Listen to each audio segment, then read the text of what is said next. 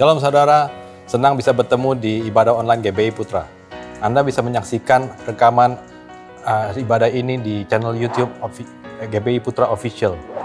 Kami mengundang Anda sekalian untuk mengikuti ibadah doa malam setiap hari Selasa dan Jumat pukul 20 di Instagram Live channel @Sukirno_Taryadi. GBI Putra juga mengucapkan selamat Hari Raya Imlek untuk Anda semua yang merayakan. Dimanapun Anda berada, kita siapkan hati kita untuk mengikuti ibadah. Mari kita berdoa. Ya Tuhan, kami berterima kasih ya Tuhan untuk penyertaan-Mu dan berkat-Mu sepanjang minggu yang sudah lewat ini. Kami berterima kasih juga ya Tuhan untuk ibadah online ini, di mana kami mempunyai kesempatan untuk menaikkan ucapan syukur kami kepada-Mu ya Tuhan lewat puji-puji dan sembah kami. Bapa, bersihkanlah ya Tuhan hati kami dan pikiran kami dengan kuasa darah-Mu yang penuh kuasa itu, agar kami boleh dengan sungguh-sungguh membuka hati kami ya Tuhan untuk memuji-Mu dan menikmati santapan rohani ini ya Tuhan. Berkati juga ya Tuhan tim Praise and Worship dan tim multimedia yang sudah mengambil bagian dalam pelayanan ini. Berkati juga dan urapi hamba-Mu Pak Sukino yang akan menyampaikan kebenaran firman-Mu. Terima kasih Tuhan. Dari dalam nama Tuhan Yesus Kristus kami berdoa dan ucap syukur. Haleluya, amin. Selamat beribadah, Tuhan Yesus memberkati. Shalom jemaat GBI Putra yang terkasih dalam Tuhan Yesus Kristus. Jemaat Tuhan yang berbahagia, kita bertemu kembali hari ini di dalam ibadah kita. Kita bersyukur kepada Tuhan buat segala kebaikannya, anugerah kemurahannya atas setiap kita. Semua kita yang berbahagia dalam keadaan sehat-sehat, amin. Mari kita buka hati kita masuk gerbang Tuhan dengan hati yang penuh dengan ucapan syukur. Haleluya, kita beri kemuliaan tepuk tangan yang meriah bagi Tuhan. Haleluya.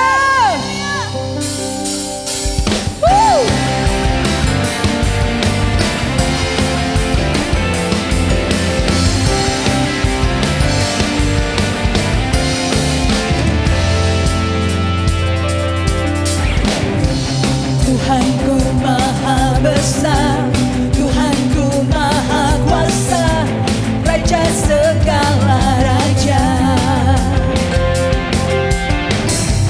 Dia takkan tergoyahkan, Dia takkan terkalahkan, Dia hidup dan berkuasa. Serukan namanya, Yesus Tuhan Raja. Segala kuasa tunduk dalam namanya. Dia luar biasa, perkasa mulia.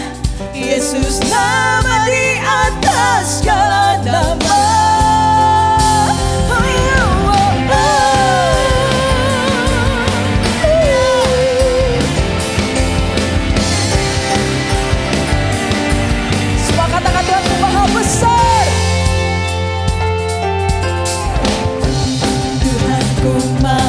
Besar, Tuhanku maha kuasa, Raja segala raja.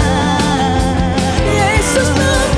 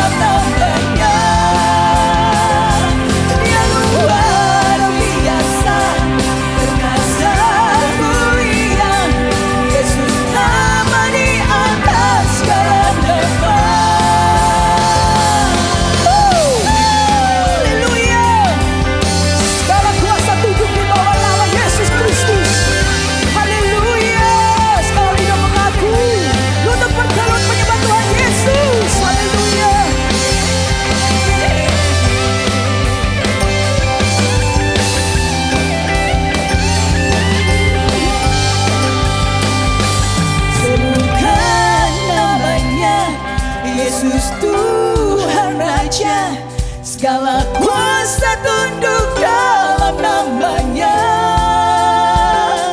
Dia luar biasa, perkasa mulia, Yesus nama di atas segala nama. Serukan namanya, Yesus Tuhan Raja, segala kuasa tunduk dalam namanya. Dia luar biasa, perkasa mulia, Yesus nama di atas segala nama. Yesus nama di atas segala nama. Yesus nama di atas segala nama.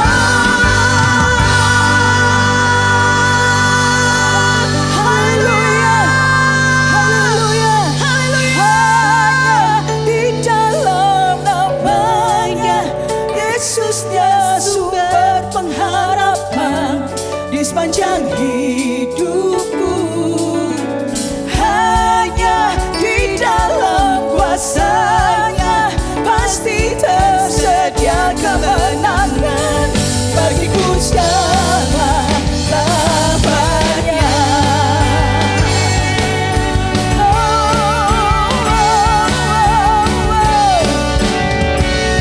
Semua katakan firman. Firman terangi jalan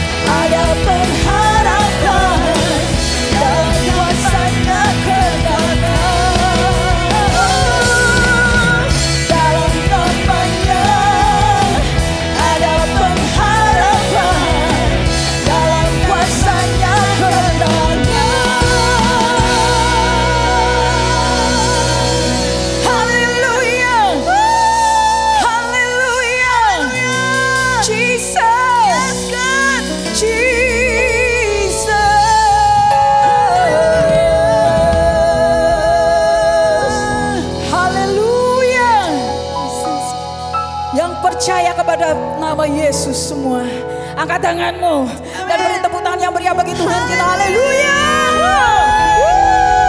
Nama di atas segala nama. Puji Tuhan. Kita telah memuji, meninggikan nama Tuhan. Saat ini saat yang indah di mana kita dapat memberi kepada Tuhan, memberi persembahan yang terbaik bagi Tuhan. Bapak, Ibu, Saudara dapat memberikan persembahan melalui QR Code yang tersedia di layar Bapak Ibu. Selamat memberikan terbaik kepada Tuhan. Tuhan Yesus memberkati. Kita berdoa terlebih dahulu. Bapa yang baik yang kami sembah dalam nama Tuhan Yesus Kristus. Terpujilah namamu, nama yang besar, nama yang berkuasa, nama yang mengatasi segala nama. Kami bersyukur pagi hari ini boleh memberi yang terbaik kepada Engkau. Layakan setiap pemberian kami ya Bapa. Sucikan, kuduskan, menjadi berkat Tuhan untuk memperlebar kerajaan sorga-Mu. Terima kasih Bapa, berkati Bapak, Ibu, saudara-saudari yang memberi dengan hati penuh sukacita. Dalam nama Tuhan Yesus Kristus kami bawa persembahan kami. Haleluya. Amin.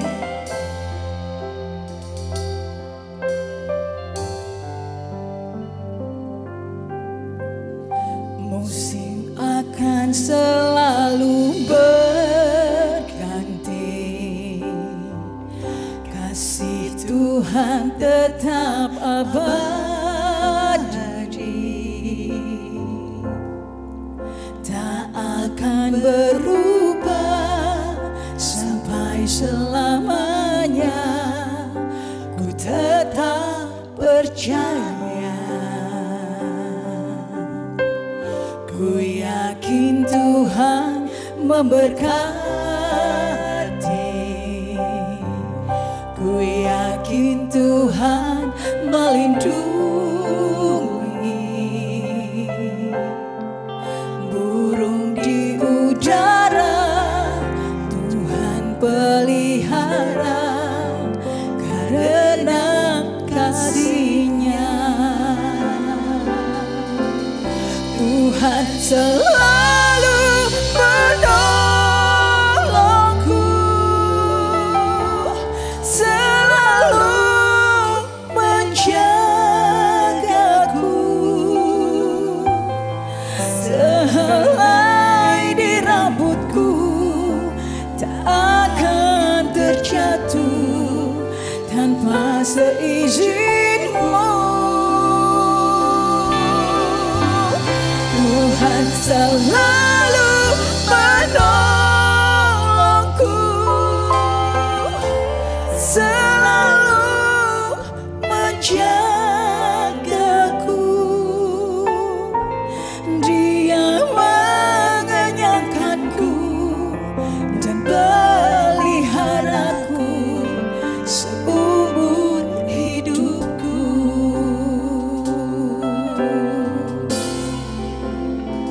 Semua katakan musim. Musim akan selalu berganti, kasih Tuhan tetap abadi, tak akan berubah sampai selamanya. Ku tetap percaya, Tuhan memberkati, ku yakin Tuhan melindungi. Burung di udara Tuhan pelihara karena kasih-Nya. Semua katakan Tuhan selalu menolongku,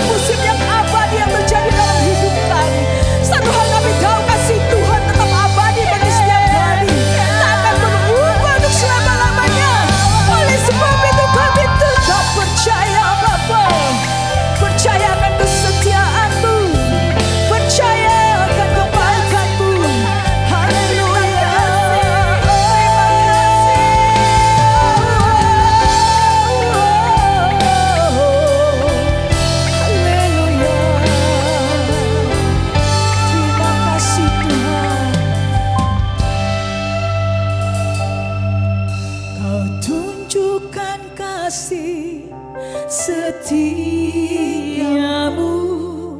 kau menyediakan yang ku perlu, kau setia,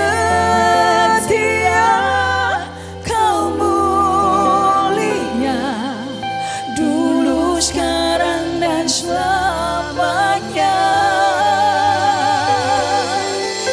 Kau tunjukkan kasih setiamu,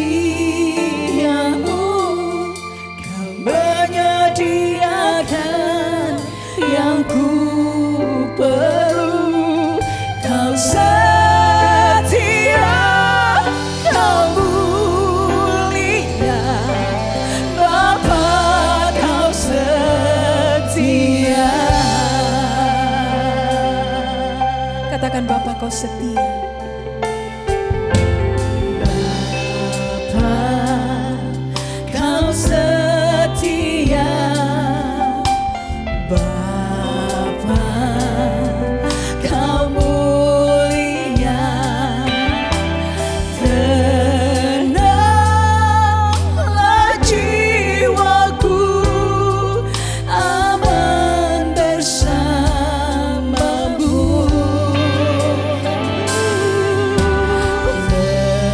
Lebih dari harta,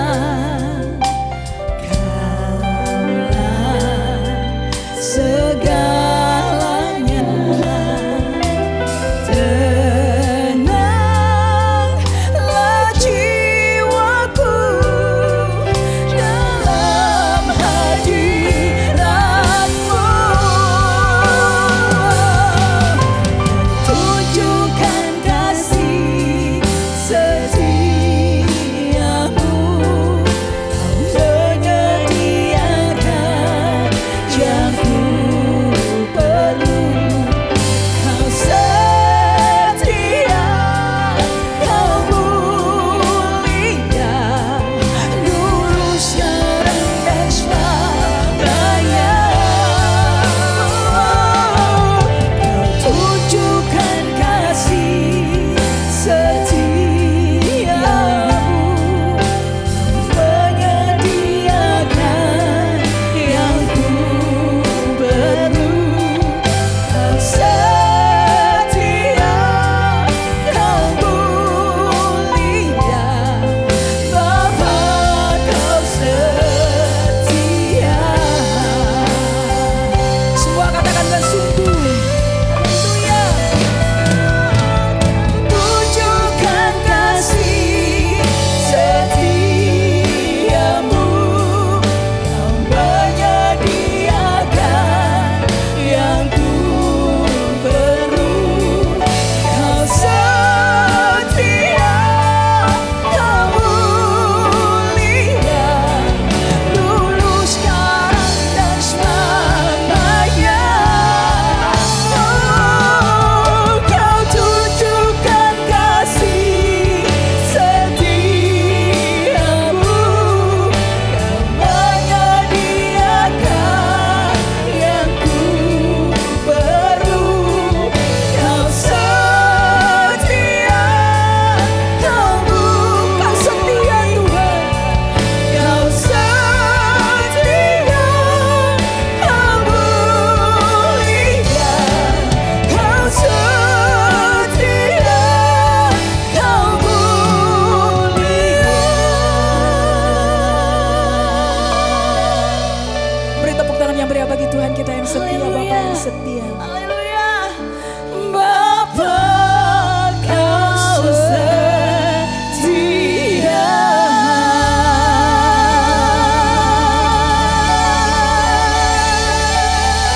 Haleluya. Syukur kami bagimu, Bapa. Bapa yang setia, selalu ada bagi kami. Haleluya.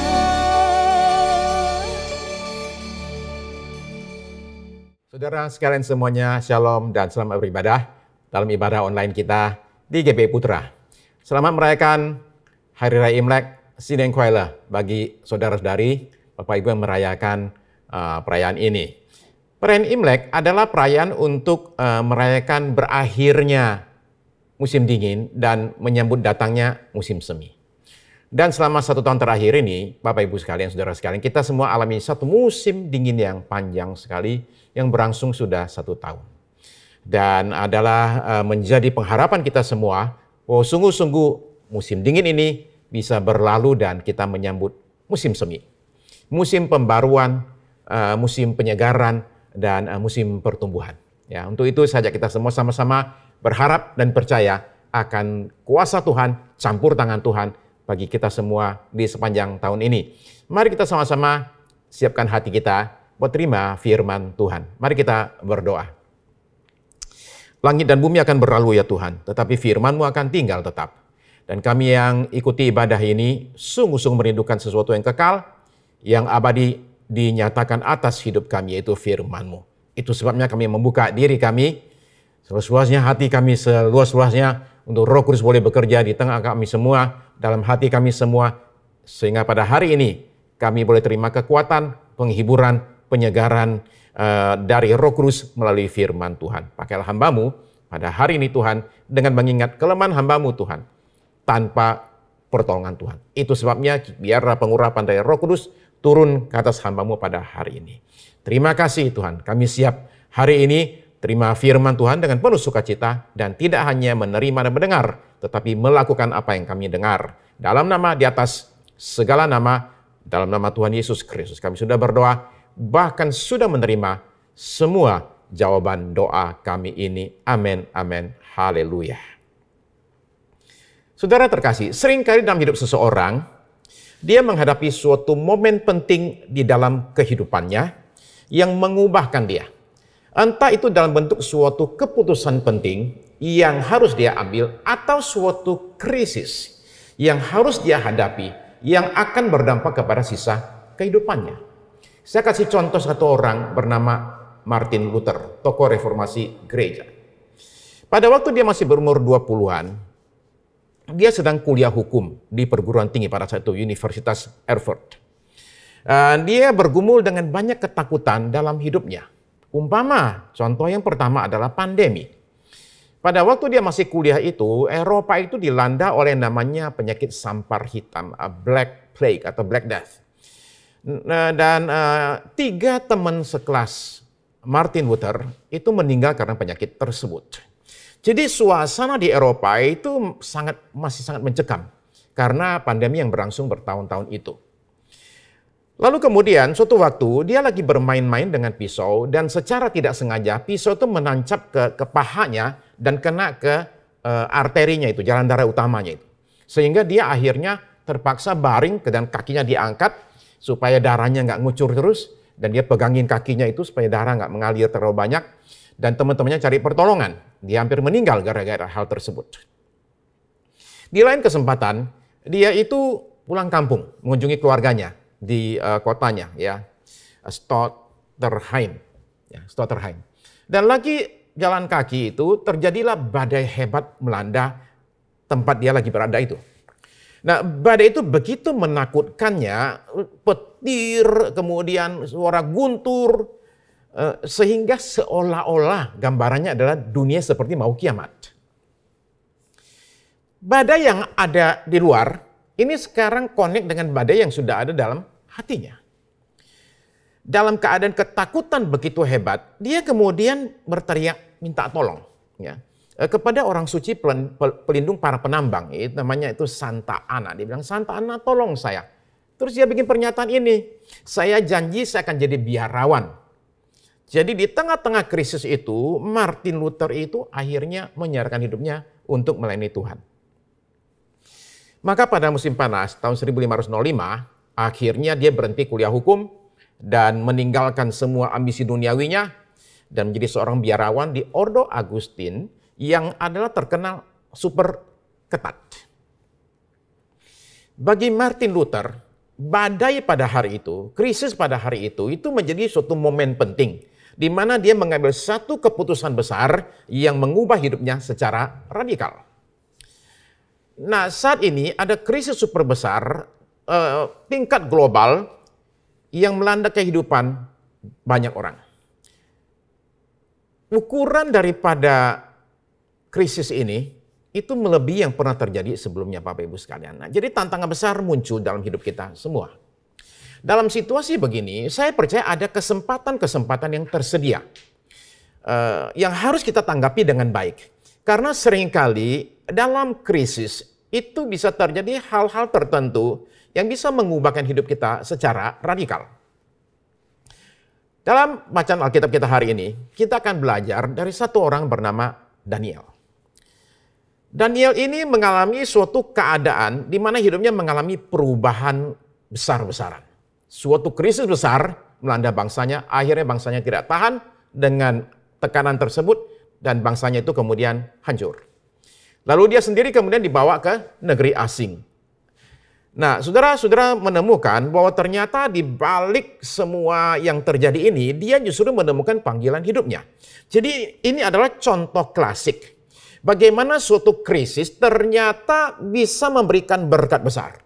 Suatu masalah ternyata menjadi tangga untuk seseorang naik lebih tinggi lagi.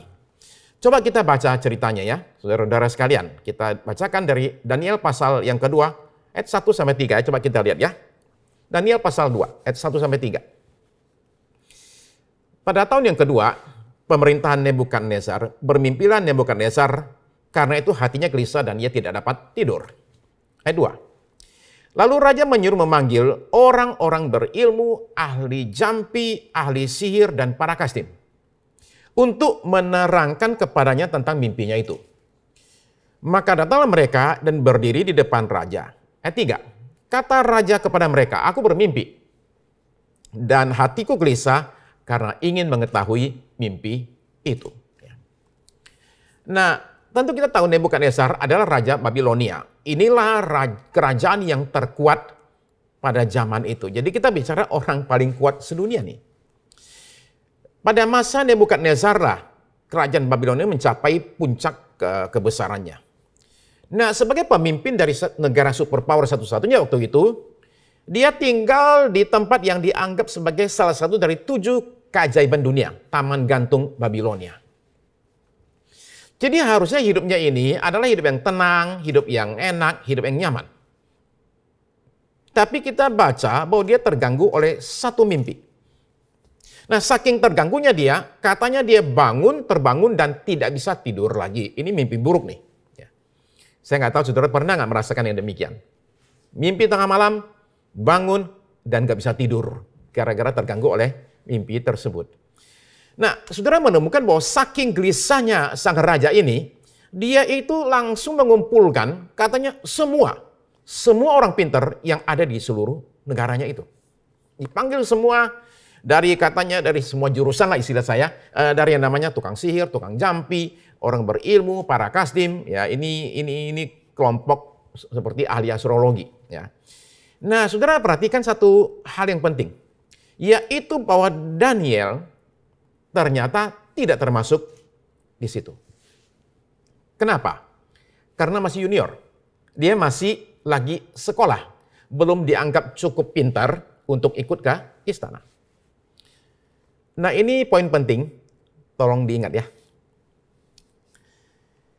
Nah, biasanya orang tuh panggil satu orang pintar, 2 orang pintar, nggak bisa baru tanya yang lain. Tapi ini saking gelisahnya ini, maka Nebukadnezar panggil semuanya kumpul sekaligus untuk menolong dia mengetahui tentang arti mimpinya itu. Ya.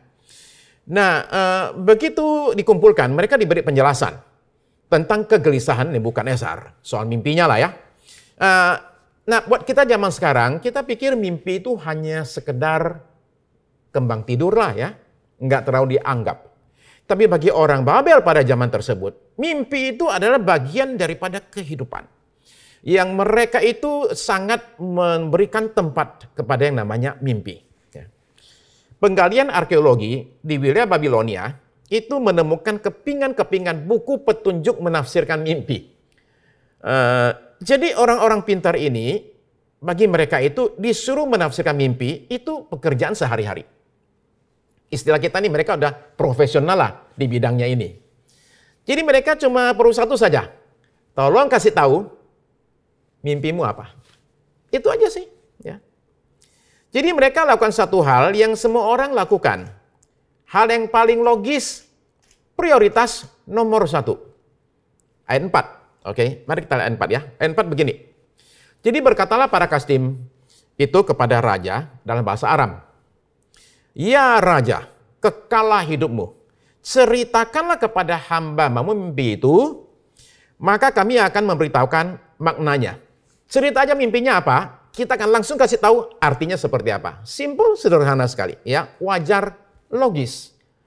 Mau tahu arti mimpi, kasih tahu dulu dong mimpinya apa. Wajar, logis. Tapi jawabannya Nebukadnezar bikin bingung. Karena Nebukadnezar berkata begini, ayat 5. Tetapi raja menjawab para kasdim itu, aku telah mengambil keputusan, yakni jika kamu tidak memberitahukan kepadaku mimpi itu dengan maknanya, maka kamu akan dipenggal-penggal dan rumah-rumahmu akan dirobohkan menjadi timbunan puing. Ayat 6. Tetapi jika kamu dapat memberitahukan mimpi itu dengan maknanya, maka kamu akan menerima hadiah, pemberian-pemberian dan kehormatan yang besar daripadaku. Oleh sebab itu, beritahukanlah kepadaku mimpi itu dengan maknanya. Nah, mereka masih nggak jelas nih, masih nggak mantap. Jadi mereka ngomong lagi, ayat yang ke-7. Mereka menjawab pula, silakan tuanku raja menceritakan mimpi itu kepada hamba-hambanya ini. Maka kami akan beritahukannya maknanya. Okay. Ini kedua kalinya. Tolong kasih tahu mimpinya apa. Ya, ini sekali lagi wajar dan logis. Ini jawabannya Nebukadnezar. Ayat yang ke-8. Jawab raja. Aku tahu benar-benar bahwa kamu mencoba mengulur-ngulur waktu karena kamu melihat bahwa aku telah mengambil keputusan. Ayat yang ke-9. Yakni jika kamu tidak dapat memberitahukan kepadaku mimpi itu, maka kamu akan kena hukuman yang sama. Dan aku tahu bahwa kamu telah bermufakat untuk mengatakan kepadaku hal-hal yang bohong dan busuk sampai keadaan berubah. Oleh sebab itu, ceritakanlah kepadaku mimpi itu, supaya aku tahu bahwa kamu dapat memberitahukan maknanya juga kepadaku.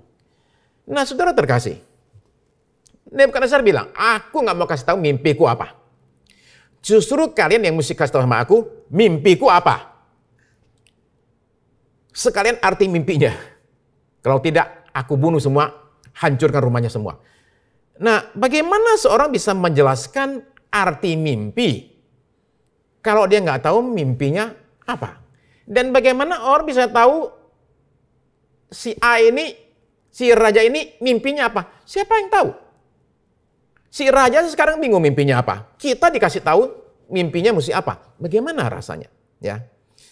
Jadi di sini kalau istilah kita nih, ilmu seseorang benar-benar diuji.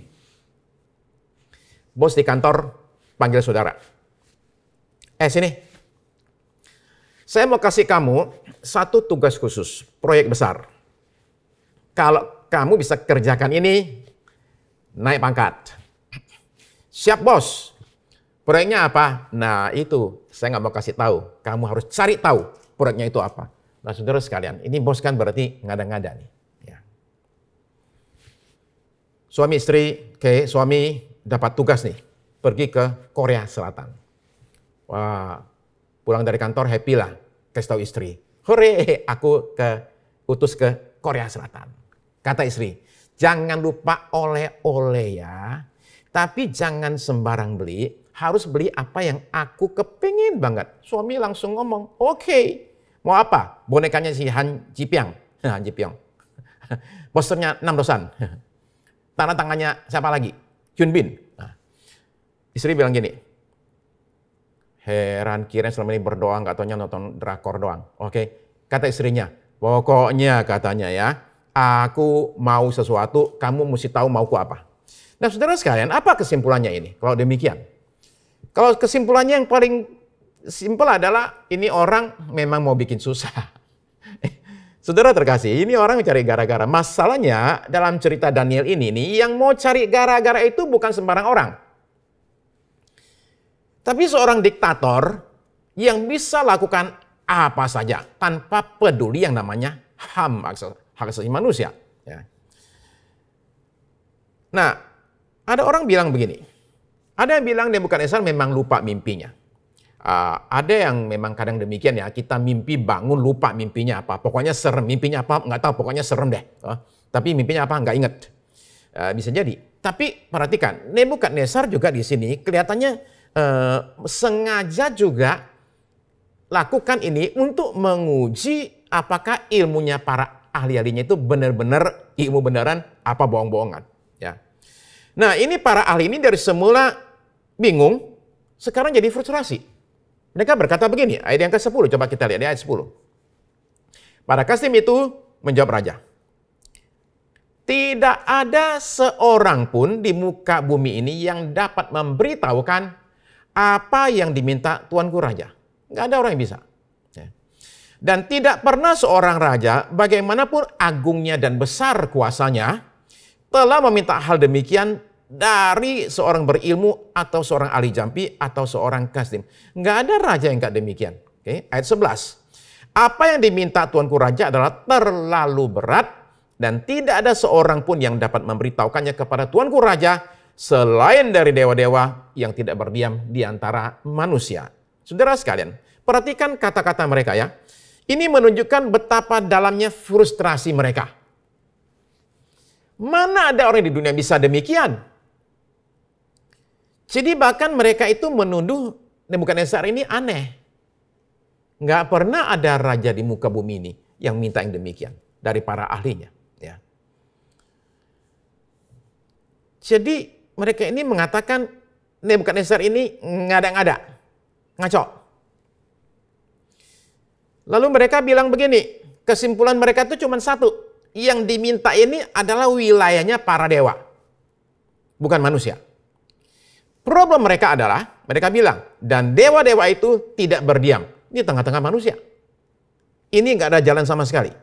Nah ketika disindir demikian, dibilang ngada-ngada, saudara sekalian, Nebukadnezar itu ngamuk. Ayat 12 bilang begini. Maka raja katanya menjadi sangat geram dan murka karena hal itu. Lalu dititahkannya lah untuk melenyapkan semua orang bijaksana di Babel. Ya, dari semula bingung jadi frustrasi. Dari frustrasi sekarang menjadi ketakutan besar. Ya, jadi minta pembunuhan massal dilakukan atas perintah Nebukadnezar. Nah, masalahnya adalah ternyata tidak hanya orang yang dia panggil ke istana, tapi semua orang yang dianggap orang pintar itu di seluruh negara disuruh dihabiskan semua. Ya, yang nggak ikut pun juga dibunuh. Ayat 13 kita dikasih tahu. Ayat 13 begini. Ketika titah dikeluarkan supaya orang-orang bijaksana dibunuh, maka Daniel dan teman-temannya pun terancam akan dibunuh. Jadi sekarang tokoh kita ini nih mulai terlibat nih. Tapi terlibatnya ini dengan cara yang nggak enak. Yaitu dia sekarang terancam akan mati. Nah ini yang namanya krisis. Krisis besar mengancam Daniel dan teman-temannya. Semula mereka cuma hidupnya nggak nyaman. Kenapa nggak nyaman? Karena dibawa ke satu negara yang baru, mesti belajar bahasa yang baru, budaya yang baru, kemudian statusnya itu nggak enak sebagai orang yang kalah perang. Sudah begitu makanannya pun adalah baru, belajar pakai baju model baru, banyak hal yang baru. Ya, namanya pun baru. Tapi ini sekarang ini benar-benar bahaya besar loh. Bukan semata-mata ketidaknyamanan nih. Tapi sekarang ini adalah kelangsungan hidup pun terancam. Nah saudara sekalian, saat ini pun juga kita tahu bahwa krisis ini, pandemi ini, itu bagi beberapa orang cuma masalah ketidaknyamanan lah ya. Sekarang ini penyesuaian lah, belajar gaya hidup baru, pasang jarak, jangan lupa pakai masker, face shield, belajar kebiasaan baru, sering cuci tangan, macam-macam. Belanjanya jadi belanja online lah, ya, belajar online lah, sekarang meeting pakai Zoom. Itu hal yang sifatnya itu kenyamanan saja. Ya. Nah, bagi beberapa orang, pandemi ini cuma masalah ketidaknyamanan. Tapi bagi beberapa orang lain, pandemi ini adalah krisis hidup mati. Ini adalah masalah survival. Kalau nggak hati-hati, bukan kenyamanan yang terancam. Bukan kesehatan yang terancam. Tapi makanan di rumah pun juga bisa terancam. Jadi saudara-saudara sekalian, bagi yang lain bisa jadi bukan COVID yang bikin pusing. Sebelum COVID pun sudah pusing. Ditambah COVID lagi, tambah pusing. Nah, apa yang harus kita perbuat di tengah-tengah suatu krisis? Saudara coba perhatikan dari Daniel ya. Saya akan bagikan kepada kita paling tidak ada 2. Ya. Nomor 1, ini yang dia lakukan. Ya, kita bisa pelajari. Nomor 1, cari tahu masalahnya dan dapatkan faktanya sebisa mungkin. Kalau bisa dari sumbernya. Ya. Cari tahu masalahnya, kumpulkan faktanya. Ya. Sebisa mungkin, kalau bisa dari sumbernya. Di pasal 2, ayat 14 dan 15, Daniel bilang demikian. Ya, perhatikan. Lalu berkatalah Daniel dengan cerdik dan bijaksana kepada Aryok, pemimpin pengawal raja yang telah pergi untuk membunuh orang-orang bijaksana di Babel itu. Jadi ini tim eksekutornya nih sudah diutus untuk lakukan eksekusi. 15. Katanya kepada Aryok, pembesar raja itu, mengapa titah yang begitu keras ini dikeluarkan oleh raja? Lalu Aryok memberitahukan hal itu kepada Daniel. Saudara sekalian, kalimat Virginia Satir, seorang konselor yang terkenal adalah begini. The problem is not the problem. Yang menjadi masalah itu bukan masalahnya. Saudara sekalian, kita ini seringkali salah mengenali masalah. Yang bukan masalah, dianggap masalah. Akibatnya kita menyelesaikan masalah yang salah. Masalah yang sebenarnya malah nggak tertangani. Nah, karena itu langkah Daniel ini penting. Mesti mencari tahu dulu ini masalahnya apa sih. Dengan demikian orang jadi rasional, nggak emosional, saudara sekalian. Ya. Jadi dapatkan fakta sebanyak mungkin kalau bisa dari sumber langsung. Bapak Ibu tentu tahu lah, kadang-kadang di retret kita suka main game kan. Nah, ada gamenya itu yang namanya Chinese Whisper, oke? Nggak tahu kenapa namanya itu tuh ya. Jadi kita disuruh kumpul 10 orang, oke? Dari sana ngomong bisik ke temannya ya. Demikianlah itu pesan berantai. Di awal sana ngomongnya adalah saya mau makan ya. Sampai di ujung sini sudah beda sekali ya. Lee Min Ho mau kawin ya. Nah, demikianlah bedanya jauh banget. Saudara sekalian, jadi daripada dengerin apa kata orang, dengar dari yang punya info. Nah, siapa nih? Dalam hal ini Daniel datang ke Aryok. Ya. Dia datang dan dia tanya, ya. Kemudian setelah itu dia minta menghadap kepada Nebukadnezar di ayat yang ke-16. Maka Daniel menghadap raja dan meminta kepadanya supaya diberi waktu untuk beritahukan makna itu kepada raja. Jadi Daniel katanya bicara dengan cerdik dan bijaksana. Cerdik adalah tahu apa yang harus dikatakan. Bijaksana adalah tahu bagaimana cara ngomongnya dan kapan mesti ngomong. Nah, ini yang seringkali kita salah nih. Kita ini ngomongnya sih benar, caranya salah. Buat kita yang penting kan ngomongnya benar. Soal cara mah nggak terlalu pedulikan. Nah, ini yang bilang orang cerdik tapi nggak bijak. Dalam banyak hal, reaksi orang adalah mencari kambing hitam kalau ada krisis. Daniel nggak demikian, saudara sekalian. Ya. Jadi saudara-saudara terkasih, suatu krisis itu bisa membebani kita atau memberkati kita, itu tergantung kepada respons kita. Ya. Mencari tahu siapa yang bisa disalahkan adalah pendekatan yang sifatnya itu emosional. Ya. Yang seringkali membuat krisisnya itu bukannya selesai, malah tambah besar. Nah, perhatikan Daniel, sabar, tidak marah-marah, tapi cari fakta yang sebenarnya. Ya. Setelah itu langkah kedua. Langkah kedua adalah, setelah tahu masalahnya, dia mencari jalan keluarnya. Jadi Daniel minta waktu dari Nebukadnezar. Dia bukan lagi ngelur waktu, karena dia tahu benar bahwa jawaban terhadap tugas dari Nebukadnezar ini ada. Ada orang yang parah, tidak tahu bahwa jawaban ada. Akibatnya dia putus asa.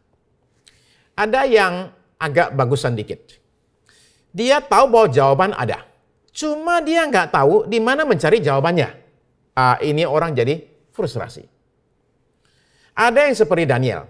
Tahu bahwa jawaban ada dan tahu di mana mesti cari jawaban tersebut. Saudara perhatikan. Ya, Di sini saudara mulai melihat sesuatu yang penting. Apa itu? Saudara mulai melihat perkenanan Tuhan bekerja dan campur tangan Tuhan mulai terlihat di sini. Nah, saudara sekalian, ketika para ahli bertemu dengan Nebukadnezar, mereka kan minta waktu. Ketika mereka minta waktu, kata Nebukadnezar, kalian dasar ngulur-ngulur waktu. Enggak. Tapi ketika Daniel minta waktu, Nebukadnezar kasih. Itu namanya perkenanan dari Tuhan. Jadi dia pulang ke rumah. Dan apa yang dia lakukan? Ketika pulang ke rumah, dia adakan doa malam. Jadi di pasal yang kedua, ayat 17 sampai 18, kita coba baca ya. Apa yang terjadi? Kemudian pulanglah Daniel dan memberitahukan hal itu kepada Hananya, Misael, dan Azaria teman-temannya. 18. Dengan maksud supaya mereka memohon kasih sayang kepada Allah semesta langit mengenai rahasia itu, supaya Daniel dan teman-temannya jangan dilenyapkan bersama-sama orang-orang bijaksana yang lain di Babel. Diajak teman-temannya berdoa. Apa yang saudara lakukan ketika krisis terjadi? Apakah saudara berdoa? Dan kalau saudara tidak berdoa, kenapa saudara nggak berdoa? Apakah saudara merasa doa itu nggak ada gunanya? Atau merasa masih sanggup? Atau jangan-jangan merasa selama ini nggak pernah dekat dengan Tuhan, nggak pernah mencari Tuhan, kok ada masalah baru datang ke Tuhan, jadi ada unsur sama lu? Saya kurang tahu, saudara-saudara sekalian. Cuman saya menemukan bahwa seringkali penghalang terbesar orang berdoa adalah kesombongan atau gengsi. Ada suatu perasaan saya masih bisa berbuat sesuatu. Ya, sampai akhirnya di ujung jalan baru teriak kepada Tuhan. Pada saat itu mungkin sudah terlanjur babak belur dulu. Saudara sekalian, Daniel dan teman-temannya doa, minta petunjuk Tuhan. Ketika minta petunjuk Tuhan, saudara sekalian, ada satu hal yang semula tidak disadari, akhirnya jadi terbuka. Dan ini rahasia yang penting, saudara-saudara sekalian.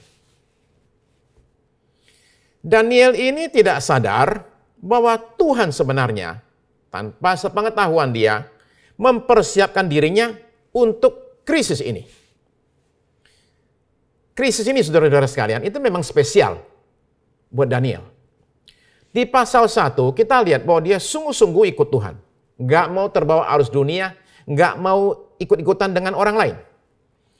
Dia juga menyadari bahwa kemenangan Babilonia atas bangsanya itu sebenarnya adalah penghakiman Tuhan atas Israel. Jadi dengan kata lain, setelah di pembuangan itulah Daniel belajar melihat dari sudut pandang Tuhan atas segala sesuatu. Malam itu rahasia mimpi dibukakan oleh Tuhan kepada Daniel dalam suatu penglihatan. Jadi dia tahu apa mimpi Nebukadnezar dan apa maknanya. Dan dengan segera yang pertama dia perbuat adalah dia memuji Tuhan. Dia menyampaikan terima kasih kepada Tuhan. Dia menaikkan ucapan syukurnya yang kita bisa baca di ayat yang ke-19 sampai ayat 23. Coba kita baca ya. Maka rahasia itu disingkapkan kepada Daniel dalam suatu penglihatan malam. Lalu Daniel memuji Allah semesta langit, berkatalah Daniel, terpujilah nama Allah dari selama-lamanya sampai selama-lamanya, sebab daripada dialah hikmat dan kekuatan. 21. Dia mengubah saat dan waktu, dia memecah raja dan mengangkat raja, dia memberi hikmat kepada orang bijaksana dan pengetahuan kepada orang yang berpengertian. Ayat 22. Dialah yang menyingkapkan hal-hal yang tidak terduga dan yang tersembunyi. Dia tahu apa yang ada di dalam gelap dan terang ada padanya. Ayat 23. Ya Allah nenek moyangku, kupuji dan kumuliakan engkau, sebab engkau mengaruniakan kepadaku hikmat dan kekuatan, dan telah memberitahukan kepadaku sekarang apa yang kami mohon kepadamu. Engkau telah memberitahukan kepada kami hal yang dipersoalkan raja. Jadi dia naikkan pujian pengagungan kepada Tuhan, kepada juru selamatnya. Dia akhirnya lolos dari krisis. Dia kemudian menghadap Nebukadnezar dan memberitahukan, membukakan rahasia mimpi daripada raja tersebut. Dia ceritakan mimpinya apa dan artinya apa. Saudara-saudara sekalian, di sini kita dibukakan akan satu hal yang penting sekali. Coba dengar baik-baik. Krisis ini bukan diawali oleh Nebukadnezar. Krisis ini diawali oleh Tuhan sendiri. Mimpi Nebukadnezar ternyata datang dari Tuhan. Tuhan yang kasih dia mimpi. Jadi pemicu krisis ini adalah Tuhan sendiri. Nah, kalau saudara mungkin kaget berpikir, kenapa Tuhan memicu krisis? Saudara ingat akan Abraham ketika dia suatu hari dengar suara Tuhan mengatakan, Abraham, kamu ambil anak kamu yang satu-satunya ini, Ishak ini, kamu bawa ke gunung Moria dan persembahkan dia di sana. Krisis, anak harus dipersembahkan, dibunuh. Siapa yang memicu krisis itu? Tuhan Allah sendiri. Jadi saudara sekalian, Daniel akhirnya sadar akan hal ini. Dan dia memakai kesempatan ini untuk memperkenalkan Allah Israel kepada Nebukadnezar. Dia sadar akhirnya bahwa salah satu alasan kenapa krisis ini Tuhan munculkan adalah Tuhan ingin menjamah Nebukadnezar. Tapi Tuhan juga memakai krisis ini untuk memunculkan Daniel di antara barisan depan dari para penasehat Nebukadnezar. Saudara sekalian perhatikan, sejauh ini Daniel tidak terlihat. Dia bahkan tidak ikut dipanggil, dianggap junior, nggak dihitung. Dia hanya satu di antara sekian ribu orang pintar di Babilonia. Tuhan punya rencana untuk hidupnya. Tuhan itu pengen mengangkat tinggi Daniel. Untuk itu diperlukan suatu krisis. Saudara menemukan sekarang hikmat Tuhan yang luar biasa. Krisis ini adalah momennya Daniel. Sejak saat itu, hidup dan pelayanannya itu berubah total. Dia menjadi berdampak bagi bangsa-bangsa dan menjadi kepercayaannya Nebukadnezar. Kata kitab Roma, Allah turut bekerja dalam segala sesuatu untuk mendatangkan kebaikan bagi mereka yang mengasihi Dia dan terpanggil sesuai dengan rencananya. Saudara terkasih, demikianlah dalamnya hikmat Tuhan. Sehingga Dia bisa menciptakan suatu krisis untuk mencapai rencananya. Krisis itu bisa menjadi bahaya yang menghancurkan kita. Ya, itu jelas, saudara-saudara sekalian. Potensi hancur, ya. Seringkali juga bahkan kehidupan hancur. Tapi krisis itu juga bisa menjadi peluang untuk kita menjadi berkat besar, saudara terkasih. Asal Tuhan ada di dalamnya. Ya. Nah, saudara terkasih, ada banyak hal dalam pandemi ini yang kita tidak tahu. Kita tidak tahu, saudara sekalian, apakah Tuhan pemicunya. Yang kita tahu satu hal, saudara sekalian, Allah turut bekerja di dalam pandemi ini untuk mendatangkan kebaikan bagi mereka yang mengasihi Dia dan terpanggil sesuai dengan rencananya. Saudara terkasih, jadi karena itu, carilah Tuhan ketika saudara ada dalam krisis ini. Ya. Dalam Tuhan ada kekuatan untuk menghadapi krisis. Dalam Tuhan juga ada jawaban untuk kita menghadapi krisis. Dan dalam Tuhan, saudara sekalian, krisis itu bisa diubahkan menjadi berkat besar buat kita sekalian. Dekatkan dirilah dengan Tuhan justru ketika saat saudara perlu Tuhan. Sebab banyak orang dalam krisis justru menjauhkan diri dari Tuhan. David Willis itu turis dari Texas. Pergi ke London. Di London dia tiba pada satu tempat di London namanya Trafalgar Square. Di situ dia melihat ada toko buku, Waterstone. Jadi dia pikir, masuk toko buku lah. Dan dia lupa, itu sudah agak malam, dia nggak ngecek, tokonya itu hampir tutup. Jadi dia masuk dan naik ke atas, lantai 2 ya. Di situ dia mulai baca-baca dan mendadak lampu mati, gelap semua. Dia pikir barangkali korsleting atau apa gitu, tunggu bentar nanti nyala. Ternyata nggak nyala lampu tuh. Dia tunggu, ternyata dia cek ke bawah, tokonya sudah tutup. Rupanya pegawai toko lalai. Periksanya kurang teliti. Dikira semua pengunjung sudah disuruh keluar, jadi mereka tutup pintu, dari luar mereka matikan listriknya. Nah, sekarang turis satu ini kejebak dalam toko. Apa yang harus dia perbuat, saudara sekalian? Nah, jelas dia itu memutuskan untuk cari jalan keluar. Gimana nih? Rupanya ada telepon di situ ya. Dia telepon, minta bicara sama satpam, nggak ada tanggapan, ya, nggak ada satpam yang datang.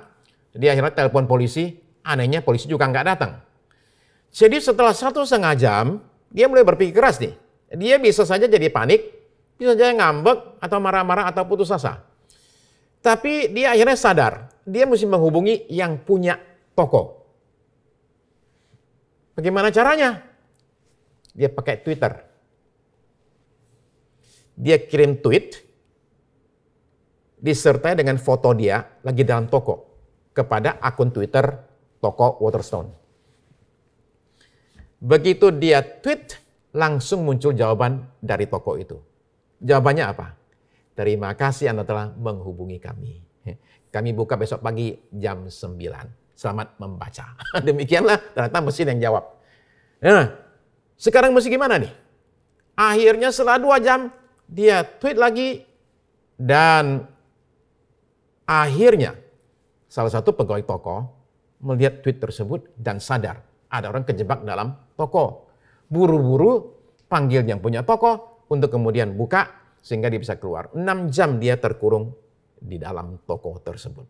Ya. Berkat untuk David Willis ini apa? Ya berkat ada sih. Dia jadi ngetop. Pada malam itu 16.000 orang men-tweet ulang cuitannya itu. Ya, dia jadi sensasi satu malam. Saudara sekalian, seperti David Willis terjebak dalam toko. Kita juga terjebak dalam pandemi ini nih. Tidak ada orang yang dulu menyangka akan terjadi hal demikian. Seperti David, akhirnya mesti menghubungi pemilik toko untuk ditolong. Kita juga punya satu pribadi yang bisa kita hubungi untuk membawa kita keluar dari krisis ini. Mari kita menghubungi sang pemilik alam semesta ini, yang adalah Bapa kita, untuk menolong kita dari jebakan ini. Siapa tahu justru melalui krisis ini kita terima berkat besar. Siapa tahu justru melalui krisis ini kita terima berkat besar. Hasil tes harus selalu negatif. Tapi pikiran dan sikap kita harus selalu positif. Apa krisis yang paling berat dalam hidup seseorang, saudara sekalian? Kematian. Kematian itu dianggap adalah akhir daripada segala-galanya. Tidak ada lagi yang bisa dilakukan ketika seseorang sudah meninggal. Itulah ujung daripada semua krisis. Ketika seorang terbaring di peti mati. Yesus mati di kayu salib dan dikubur, ditaruh dalam satu kuburan. Lalu batu digeser. That's it. Akhir dari semuanya. Bagi murid-muridnya sudah jelas sekali. Kita nggak bisa apa-apa. Sudah. Habis sudah semua. Tapi saudara-saudara sekalian, krisis terbesar ini justru membawa berkat terbesar. Melalui apa? Melalui kebangkitan Tuhan Yesus dari antara orang mati. Berkat terbesarnya adalah keselamatan bagi umat manusia yang percaya. Jadi saudara-saudara sekalian, kalau saudara masih mengikuti ibadah ini, berarti saudara masih hidup, jelas. Harapan masih ada. Kenapa? Karena kita menyembah Tuhan yang sudah mengalahkan maut. Kepada Dia kita datang pada hari ini. Saya tidak tahu bagaimana keadaan saudara saat ini. Saya tidak tahu berapa saudara-saudara yang pada hari ini merasa dalam tekanan besar sekali dan merasa sudah tidak kuat berjalan. Saudara-saudara sekalian, kita mengikuti Tuhan yang adalah pemenang. Kita mengikuti Tuhan yang sudah mengalahkan krisis yang paling besar, yaitu kematian. Jadi karena kita berharap kepada Dia, saudara sekalian, maka kita tidak pernah kehilangan pengharapan ini. Pengharapan kepada Tuhan tidak pernah mengecewakan. Memang ketika Dia menolong, kadang-kadang terasa waktunya itu lambat sekali. Kadang-kadang ada momen di mana Tuhan itu seolah-olah tidak peduli. Tapi saudara-saudara sekalian, jangan-jangan memang Tuhan lagi bekerja di situ supaya krisis ini menjadi berkat besar buat saudara. Dan saudara merasa tidak kuat lagi. dan merasa lemahnya bukan main. Hanya kepada Dia saja kita mesti datang dan meminta Dia untuk menyatakan kekuatannya dan berkatnya. Dan pada momen yang tepat, pada waktu yang tepat, setelah tiba waktu untuk semuanya, maka Dia akan datang dan akan tolong kita. Asal kita tidak berhenti tengah jalan, asal kita tidak putus asa, asalkan kita tetap percaya. Pertolongan itu ada, berkat itu ada, mujizat masih ada. Mohon saudara saya pada saat ini datang kepada Tuhan untuk kita bersama-sama minta Dia menyatakan karyanya yang ajaib atas hidup kita. Jika saudara mau, saudara sekalian, saja kita semua sama-sama boleh bangkit berdiri dan kita akan berdoa. Serahkan semua pergumulanmu kepada Yesus. Dia yang sudah menjalani semua, mengalami semuanya, Dia sanggup tolong kita. Mari kita sama-sama menaikkan doa kita di hadapan Tuhan. Tuhan Yesus yang mengasihi kami lebih dari apapun juga. Kami bersyukur dan terima kasih karena Engkau adalah seorang pemenang. Engkau sudah mengalahkan maut. Maka kami yang menyembah-Mu, yang mengikuti Engkau Tuhan, akan alami kemenangan juga. Bahkan kami menjadi lebih dari pemenang. Itu sebabnya Tuhan, hamba berdoa memohonkan kekuatan-Mu dinyatakan bagi saudara-saudari yang pada hari ini dalam beban berat, dalam krisis, dan mengalami tekanan begitu hebat sehingga merasa tidak kuat lagi. Dari sorga ya Tuhan, ulurkan tangan-Mu dan nyatakanlah pertolongan-Mu dan kekuatan-Mu bagi kami yang hari ini sungguh-sungguh berharap kepada-Mu. Ulurkan tangan-Mu Tuhan, nyatakan kekuatan-Mu buat kami yang sedang ada di tengah-tengah krisis ini. Terima kasih Tuhan. Hamba berdoa, tidak hanya Engkau berikan kami kekuatan, tapi juga Tuhan pada momen yang tepat, berikan kami jalan keluar. Bahkan lebih daripada itu, hamba berdoa ya Tuhan, bagi semua kami yang dilanda krisis ini, bahwa bagi kami semua sungguh-sungguh berlaku satu hal ini, bahwa akhirnya krisis ini ternyata menjadi berkat besar bagi hidup kami. Dalam nama Yesus. Terima kasih Tuhan.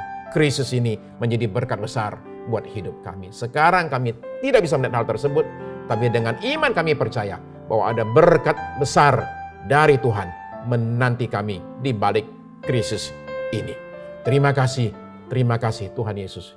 Terima kasih Tuhan. Nyatakan kekuatan-Mu saat ini Tuhan atas mereka yang lemah, atas mereka yang lagi sakit Tuhan Yesus. Nyatakan kuasa-Mu, nyatakan kesembuhan-Mu ya Tuhan. Terima kasih Tuhan Yesus untuk kekuatan-Mu. Kami memohonkan berkat Tuhan dinyatakan bagi bangsa dan negara kami Indonesia. Terus menerus Tuhan kami berdoa supaya Engkau menyatakan pertolongan-Mu dan pimpinan-Mu bagi Presiden kami Joko Widodo, Wakil Presiden, para menteri, pemimpin-pemimpin bangsa kami ya Tuhan. Kiranya Engkau berikan hikmat kepada mereka sekalian untuk membawa bangsa ini lepas dari krisis. Kami terus mendoakan juga Tuhan mereka yang sakit Tuhan Yesus, yang sakit COVID, non-COVID, apapun juga kiranya Tuhan Kau boleh menjamah dan menyembuhkan mereka yang sakit ya Tuhan. Kami berdoa untuk para tenaga medis juga. Kuasa Tuhan itu dinyatakan atas mereka yang ada di rumah sakit, yang ada di garis depan menolong mereka yang sakit. Terima kasih Tuhan Yesus. Ulurkan tangan-Mu sekarang Tuhan dan berkati tim Praise and Worship, tim media Tuhan. Juga berkati mereka yang berulang tahun sepanjang yang sudah lalu Tuhan. Kiranya Tuhan melalui krisis ini kami semakin mengenal Tuhan dan kami boleh melihat pertolongan Tuhan dinyatakan. Dalam nama Yesus. Terima kasih Tuhan. Saudara terkasih dalam Tuhan Yesus, ibadah kita pada hari ini sudah selesai. Marilah kita berpisah satu dengan lain dengan membawa berkat berlimpah dari Allah Bapa kita di sorga. Kasih karunia dari Tuhan kita Yesus Kristus. Bimbingan, pertolongan, penyertaan Roh Kudus dari saat ini sampai Maranatha. Tuhan kita kembali kali yang kedua. Amin. Amin.